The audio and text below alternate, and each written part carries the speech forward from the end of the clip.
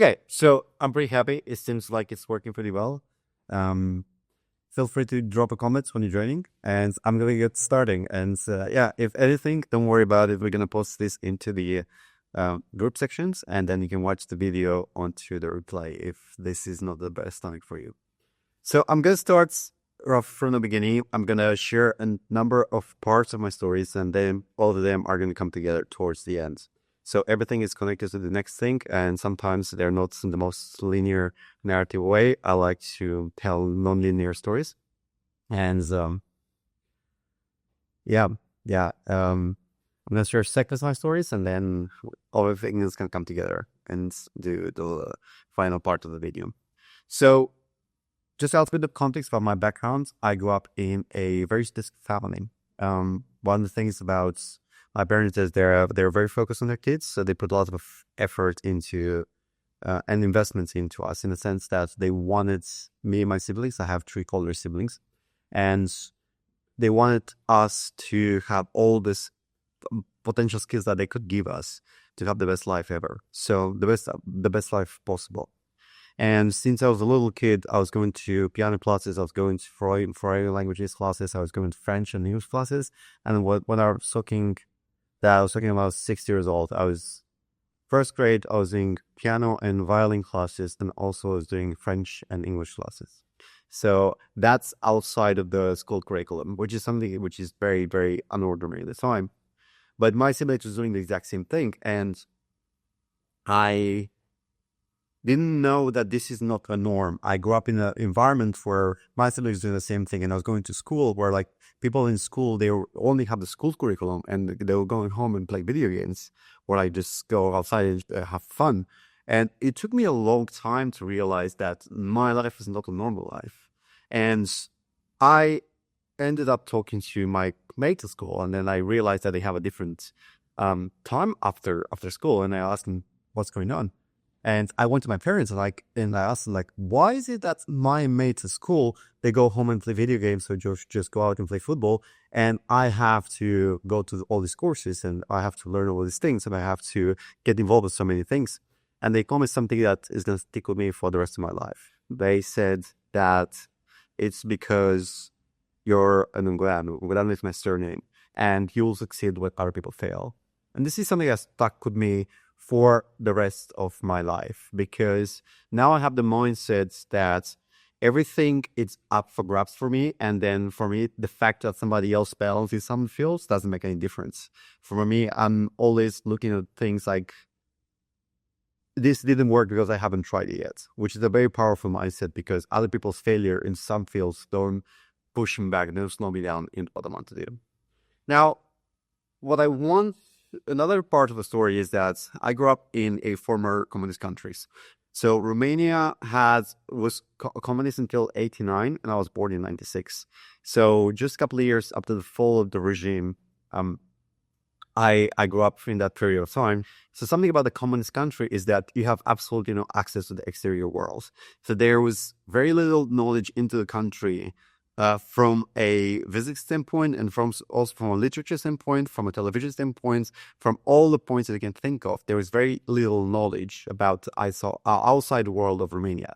Most of the people never left the country because they couldn't, and there was very that was the life of people. So that was the what's the word? That was the faith of everybody living there and thinking like, oh, I'm just going to stay here for the rest of my life. And I wanted to do something else. I had the opportunity to talk to a few people who've left the country and people who are exploring other like exotic countries in the world. And I wanted to do that, but that was not a possibility where I grew up because nobody has done that before. But again, going back to the story that I told you earlier, because I had my mindset, my premises was, well, if nobody else did it, it's because I haven't tried it yet. So I'll design a way, I'll find a way to make it work. Something truly remarkable is that I've decided to go to med school because I felt like this is a universally acknowledged profession. So one of the things that I wanted to do is to have a profession which is valid in any country in the world. So for one of the few things in the world that's still valid today is that if you're a doctor, you can uh, you can profess in every country in the world, almost every country. Depends on the jurisdiction, it depends of whatever your university and your studies are accredited. But in general, you're able to work as a doctor almost everywhere in the world. So that was the first path I go to, and then I went to med school for 2 years, and then just to realize that this is not something for me. I've realized that I have to turn myself into a person that I don't want to become or be able to be good at that profession. And to help with some other people, I've decided to go in a different direction. So one thing that I had as a hobby was that I was creating some visual images and I was putting them on Instagram. And I applied for a job as a web developer, but I didn't have much of skills for that job. And obviously I didn't get a job. But at the time, my mindset is the kitchen sink approach, which is throw everything in your resume, hopefully that something is going to stick, and then they will like you for something. And ironically, that worked.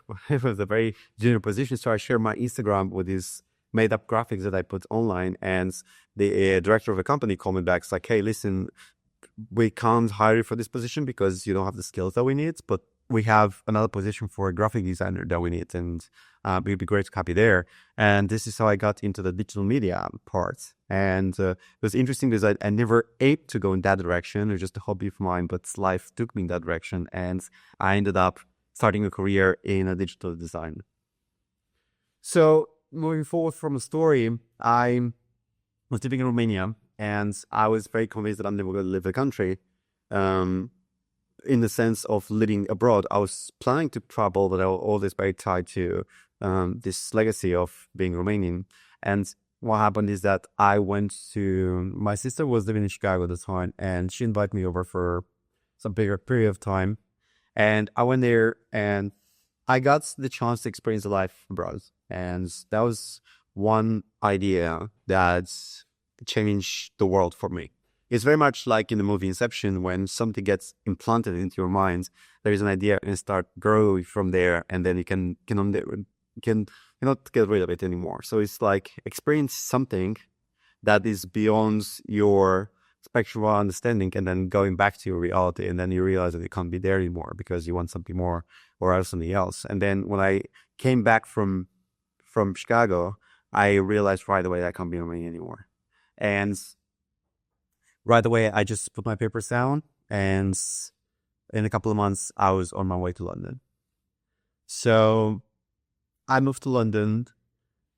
It was my mindset at the time that this is me exploring the world. This is me becoming a graphic designer. And my mindset at the time was that I'm just going to make it in the corporate world. I'm just going to climb the ladder. I'm going to make a lot of money, and then that's going to allow me to travel the world. And just to realize sooner rather than later that this is the wrong way to approach what I want to. But we'll get to that in a second. So after a lot of struggle, it was actually a lot of struggle, I managed to get the job in London as a graphic designer. It was a very junior position. I think that the first one was an internship. And they paid pretty much minimum salary in London. And I don't know if you guys know how London works, but you can barely survive with the minimum salary living there. Prices are very high and the minimum salary is pretty low. So I was living in a room that was, I think, about 2.5 times 4.5. So it was about 5 square meters. And I had a suspended bed and I had desk below it.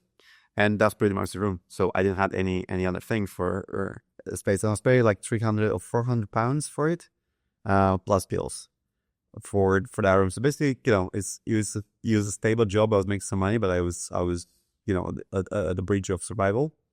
But I was happy. I was having a job, and I was in this company. And then eventually, through the process of the years, I managed to grow and become better. But something very interesting happened just before getting this job. I had the tremendous opportunity to go to Mauritius for a couple of weeks. And that was something that I was out of the ordinary. It was just like an opportunity that fell from the sky. And I took it. and I could have gone some different direction. I just took what happens. I received a bunch of money from a source that I wasn't expecting it. So I thought of so many different things that I can spend those money on, and then I realized, well, I owe to myself to start traveling, and then I went to Mauritius for a couple of weeks, and that definitely was a life changing experience. So I come back, it's London, and I got the promotion, and I was really excited. Like, this is my time. This is when things are gonna happen. And then the pandemic happens, and everything closed down. One of the things about me is I'm a very social person. I really love to spend time with people. I really enjoy to have social connection. I always believe that my greatest skills and also my most enjoyable part about life is about spending time with people. And then what happens moving forward is that we had to stay locked in a room. And I was living in a very small room. So that was no joke, right? When you're in a place where you can go out, it's, you're somewhere in the beach or like, so if you're in a big house, that's pretty much okay. But when you're in a small room, that's pretty much horrible. Like, you're locked in the house, you're not allowed to go outside, you can't meet people. And if that goes on for long enough, I personally felt like I was losing my mind. And I honestly thought that there is no end to this hell. I thought that this is like, the world is going to end. And I was like, well, if the world's going to end, might as well just, die doing what I love, right? So I decided that in that desperate moments, when I was like, well, this is it, man. Like, we were done. We just had a couple of months ago, and I was in a very horrible mindset at the time. And I was like, well, if this is it, we're going to go. Like, might as well just do this, the last stunt, is what I called it at the time. So I packed my bags and I moved to Mauritius. And that was something very, very interesting story, because I planned that in my mind, and I coped for a while, and I told my friends, like, hey, I would still go to Mauritius, but like, I don't have the money for it. And then the universe called my bluff, and I somehow managed to make it to get money that I was in it for. And I was like, oh, now I have to really, really go. And just on the same situation, very lockdown, I was working full time for a company. They didn't know that I'm going, and they wouldn't be happy about it. And I need to go to a country which is 6,000 miles away, basically on the other half of the other side of the planet, right? So we're talking about like a huge trip, about 12 hours on a plane. And it's not like an easy breezy, you just don't come back if something happens, right? So there were a lot of elements to it. And the interesting element to it was that I didn't have a laptop. I had a computer PC, personal computer. I had a work PC. So I had to carry all that with me. So I couldn't carry much with me. Just my whole checked luggage was basically my computer, my setup.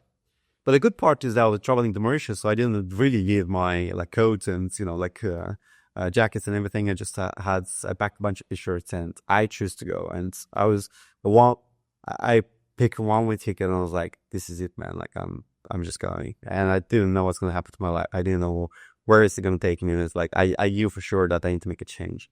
Something truly interesting. I am a firm believer that there's a path that we're finding into the universe. And in the last couple of months, maybe I've been a lot more connected with that. But like, I see it now more and more clearly throughout my life. It's the fact that some things fall into places by a higher guidance. I don't know whether that's God or the intelligent universe, or like, I've seen some things just fall into the right places. So I told before that I discovering this idea to move to Mauritius, then I got unlocked the financial part to just randomly some money received headed my way. And another interesting part is that the border was still open, and they were about to close, and they closed literally. So I flew on the 22nd of November, and they closed on the 25th. So if I flew just a couple of days later, I would never got out of the country. So that was a very interesting experience. I don't want to go into too much details, but that was if the Chicago experience with my sister was the virus, there was basically the shit. That was like, I realized that I can't live my life anymore the way I used to. And that for me, having a stable job and having work for company, it's the thing that I want to do in my life. I really value traveling, and I really love, just kind of going abroad and engaging with culture. And Mauritius was an eye-opening experience, and somehow it worked. Like I didn't die. I managed to make it out, and I managed to actually have a very enjoyable experience. And then when I came back to England, I came back a different person. Like my friends told me, they still joke about that. I never came back from there because the person that left Mauritius never came back. I was a completely different person.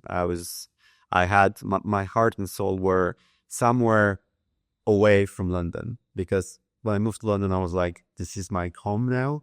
And I was very rigidly protecting that identity. And when I came back from Mauritius, I was like, my home is wherever my heart is. And it's like, it doesn't matter where I am, like, as long as I'm in peace. So that was a major change in my life. And when I came back to London, I knew that I can't stay in London anymore. So I've started to build up these habits and travel away from London across the work countries, just kind of skip the winters in London. So I used to still work for the same company. And then I've picked up these habits to travel to workplaces during the winters. And I was, at some point, I managed to make a deal with them. It's actually, for anybody who's listening to this, it's actually much easier than you think of to get some time off, because I was a valued employee for the company, and I went to Mauritius, but didn't tell them I came back. But I was quite deformed to my job during that time, so I had a track record. And then I showed them, listen, guys, I'm doing all this amazing job, and all I must in return is to allow me to go to, just place for a couple of months, maybe just a couple of weeks, maybe a couple of months. And I leveraged that point. I put some KPIs in place, and I created a pitch for my proposal. I didn't just went along to my boss's office and was like, hey man, can I go? Because the answer would be no. But then I replaced the question like, hey guys, listen, I've been working really hard. I've been promoted 2 times since we did the beginning, and I'm doing a fantastic job. Most of the colleagues are working from home anyway, so that doesn't make a difference. I would like to, just go to Miami for a couple of weeks and just work from there. So I'll be fully responsible for the work times, and fully responsible for my KPIs, and fully responsible for my meetings, my tasks, and my dues. So eventually they'd say, okay, sure, fair, we can go. So point being is that there are a lot of possibilities that most people don't know. And the power of negotiation is something that I'm very passionate about, because you can create and articulate some deals that you didn't know they're possible. Because at the end of the day, your employer cares about the work that you're doing. And as far as you're concerned and they're concerned, you can be anywhere in the world. But people are not necessarily, most employers that don't really care where you are, they're just concerned that doesn't affect your productivity. So if you can understand exactly what are the concerns about, and then you can approach that specifically, it's like, hey, listen, I can assure you, and we can build up a system that's going to show you that I'm going to be productive and not doing my time away. They'll be more than happy to let you go, because it's going to make you happy. So that's going to make you more stable within the company. Cool. So something really interesting happens to me. I've been doing this for a while, going to warm places, coming back to London, going to warm places, coming back to London. And I started to cope with this idea that I could do this full time. I would really love to do this on a permanent basis. But something truly remarkable happened to my life. So this is a story in its own. So I was in a chase for my next adventure, and I was thinking about what can I do now. And I had on my bucket list skydiving for a long time. And I wanted to do this, but something funny. It really, really, this is a story that I never told anybody, but yeah, it seems like a great opportunity now. Is that I was making videos on my channel with a friend of mine, and she did the tandem skydive. And I wanted to do that too, but I couldn't do the same thing. It feels beneath me to do the same thing and call it my own initiative. So I've decided to up the stakes and, do a solo jump. And in my mind at the time was that you go to a skydiving center, a drop zone, and you tell them, I want to do a solo jump. And then they're gonna ask you like, "Are you sure? Like, are you courageous enough to do that?" And I'll be yes, and they'll give me the parachute and they'll include me in the play, and then I'll do a jump. That was the most of the time. So I find a Facebook group and I asked people and said, like, "Listen, guys, I would like to, do a solo jump. For like, how can I do that? Where can I go?" And I was living in London, and I said, like, "Is there any place around London where I can go and find a place there where I can, do my solo jump?" And it was so trivial in my approach, in a sense, like, the way you'd ask somebody, "Hey, do you know a pub I can go to with my mates and have a beer?" That's the exact same attitude I had in my post. I was just like, just I can go to the jobs and stop by, go jump, and then come back. And some guy responded to me, it's like, "Listen, skydiving is something in his own thing.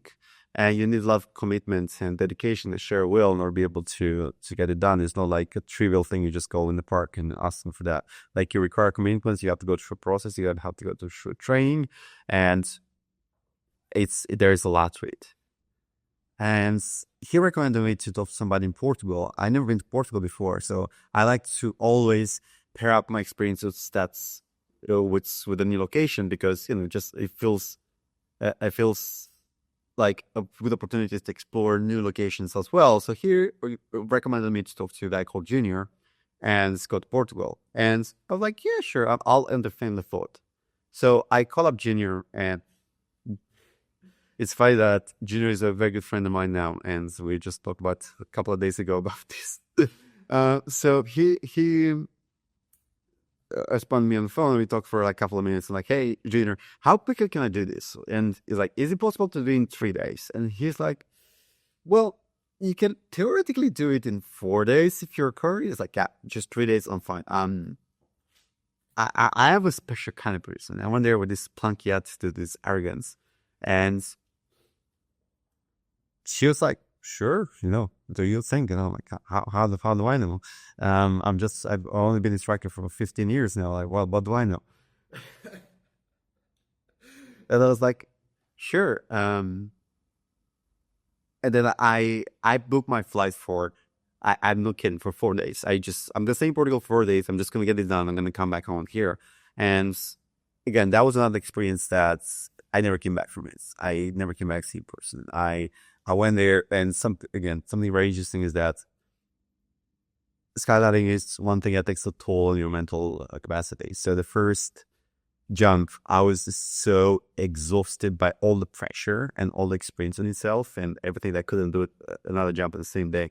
The second day I did 2 jumps, but again, I could barely walk because there was so much pressure going through an intense, like super intense experience for the first couple of days. And I was like, Junior was making fun. He was like, "Hey, Timmy, how's it going? Like, we're supposed to be doing like, 8 jumps by now, and then you're only did 3. It's like, take me this place."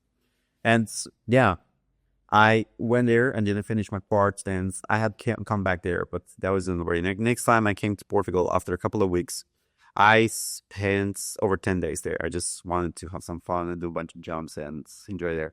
But anyway, interesting enough, I met a lot of, outside of the adrenaline, outside of the experience, outside of the view, outside of, the whole adventure of going through skydiving process, for training process, I met a lot of cool people, like a lot of very interesting people. And I wouldn't think about before, because my perception of the time was like, skydivers are all those crazy people who jump from planes and they are very reckless and they don't care about anything else and they just want to, just get a bit of adrenaline rush and whatever.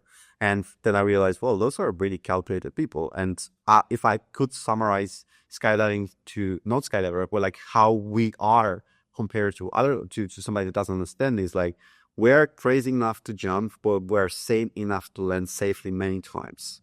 So that's literally important, because, it takes the skills and takes agility and takes knowledge to be able to land safely, and also to be able to control yourself in such a stressful environment. So it's a lot more than meets the vines. There are people who have both high degree of self-control in very stressful situations. And I met a lot of very interesting people, and it's a fantastic way to connect to fantastic individuals. The interesting part is that skydiving is, even for us, for licensed skydivers, it's a pretty pricey experience, because you pay like 40, 50, 60 euros per jump, which probably doesn't seem a lot to you because at the time there's like hundreds of something. But when I go to the jobs and I don't want to do one jump, I want to do like 10 or something. So that sums up, and it's not like a one-time experience. You want to do like every weekend to go there. And then, like people who are in skydiving world, there are people who are making money. And I didn't think about that before. I just talk about like some crazy people, but like they are calculated people who make money, and they are well-traveled and well-knowledge, which is really, really remarkable. Anyway, interesting part, I met Junior, and I make friends with him, and he's telling me, I was thinking after that, around September, like, I need to find another location to go to. I already been to a bunch of places in the world, like, where can I go next? And Junior comes back to me, he's like, hey man, I have an apartment in Algarve, and if you only come for the winter, we can stay here, that'll be fantastic. And I wasn't very excited by the idea because it's too close to London, and I was like, I want to go somewhere more exotic. But yeah, it seems like an easy step because everywhere I went to, I had to, find accommodation, find a bunch of people to hang out with, and all those things. And when I moved to Portugal, I realized that, well, that's going to be taken care of. And I was like, okay, fair. I'm just going to take that deal. And my experience in Portugal and Algarve when I moved here was pretty much the ultimate of my journey, the highlight and the pinnacle of it, because that was one thing I really didn't come back to. And in a very literal way, because I came back from London and I was like, I'm done. I'm done here.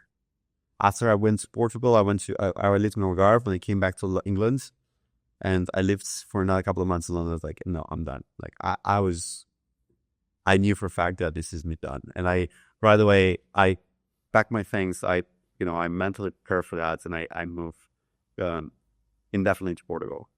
So that was a very interesting experience because all of those like small things that I've done individually, they seem like just an experience in itself, but like they sum up to a great story. So if I have to summarize in one line, and if I had to give advice to everybody who has never traveled or never got out of the comfort zone to the extent that I have, I would say just try with this one small thing. And every time I did something, I thought that this is going to be the last thing I can do, and that this is going to be the pinnacle of my thing. And that was just a stepping stone for the next thing. And I'm very certain now that what I'm doing now and everything that I've done so far is just a stepping stone for the next thing. And I think that my story helped to encourage you to try new things, to explore new things, and to live a life that you'll be proud of, and live a life that you look back with and smile like, man, like I've done a lot of stuff. And that I just disconnected from this concept of who I expected to be, and I started to chase myself and to listen to myself and realize like, who do I want to be? What's the person like? How's my life ideally looking like? If I don't have to prove anything to anybody, if I don't have to, just to peer my mind on big shots, Englishman or like Londoner working for a corporate world, and just if I don't want to have those characteristics defining me as an identity, like who I want to be, who is the person that I want to become. And I think that's a very powerful question for anybody to ask themselves very, very honestly, because I feel like sometimes we're drawn to what we're supposed to be doing, and we forget about who we are and who we want to be. And I think that's a very powerful journey. I wouldn't, last thing, and then this is the closing point, is that I wouldn't advise people to follow my journey. I think that everybody has their own journey. I think that everybody has their own things that they excite them. So since I was little, just like for me, skydiving made sense. And now I want to go into weeks of base jumping, and I don't have the training to go there, and I'm still working on that part. But it's just one thing, and I saw it and I was like, that makes sense. That's me. And I just recognize it. And I've seen a lot of people who are not into that part, and that's fine. You can be whatever into it, but like, sometimes you see something or add this movie or it's a movie, or like see somebody else doing it, or like you just see something on Instagram, social media, or whatever, and you recognize it, like that's me, and that's very powerful. And then find that thing and chasing it, and try a lot of things in the way. Like the biggest challenges that you can take now upon yourself is going to look like nothing in 10 years. So yeah, that's my one advice and encouragement for people, is that put together a challenge that you have in your mind, something that you always want to do, you never did it, and just jump into it. And then you figure out what to do, and then you figure out how to get out of it. And it's going to be definitely a very memorable experience. So I failed so many times in a way, but like the overall story, I think it's much better because of those failures. I think that's, all this experience builds me into the person I am right now. So I'm very grateful for all those times when, I didn't know what to do. Like I had to make the wrong move. And yeah, that's very, I felt now that like everything was a necessary step to my journey. Like I had to go to that stage to be able to become who I am now. So I'm still a becoming person. I don't feel like I am like a final product, but I'm really grateful for my story, for my journey. And I hope that many of you guys watching could look back at your life and things like, oh man, I live the great life. I'm grateful for that. So I think that's all there is to it about it. So thank you so much for taking the time to listen to my journey. I hope that you enjoyed that. And next week we're gonna have an episode about Dina's journey, and I hope that you enjoy this episode. You're gonna watch more, and we manage in a humble way to inspire you. One last thing before I forget, if anybody's interested, we build up a program that help people become digital nomads. So I know that sometimes it's a bit scary to start this process on your own and then don't have anybody guiding you. So that's why I've created a program on which myself and Dina are there to support you in this process. So if you're interested into that, just let us know. Either comments to this post or send us a direct message or make a post in the group. Whatever it is, we're here, we're all over the place. So if we need any sports, let us know. So we have this fantastic program that help people and then skip all those shortcomings. So as I mentioned earlier, I made a lot of mistakes on the way, and those mistakes could have been avoided, and with the knowledge that I have right now. So I think that'll be a very powerful and very structural way to be able to get to your goals without having to try everything from scratch and fall down all those like little obstacles that you could avoid from advance if you have the knowledge. So we build a program that allows you to become a digital nomad without going through trial and error so many times, and it's about 90 days. So the basic idea is to start. We're gonna think about what you want to do, and then figure out the business that works for you, and then I'm gonna help you through the process to start from zero and to becoming a digital nomad by the end of the 90 days. It's a 3-month process, and we're gonna give you all the support to it. So yeah, thanks so much for watching, and I'll hope to see you in the next live. Bye bye.